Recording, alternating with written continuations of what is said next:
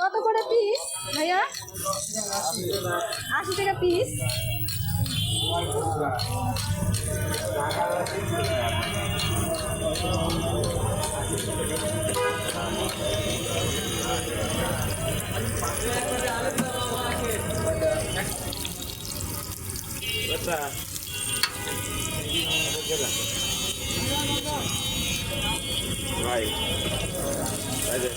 আইসি আমি আসতাম না, আমি এবার খালি মুখে সাহসলেই দৌড় মারবো। আমার একটু বাড়ি কাজ আছে।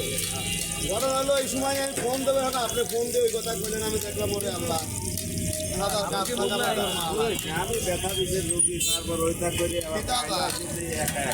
আমি এই যে হালি মুখে আসেই কই দিলি ভাই আমার একটু বাড়ির কাজ আছে,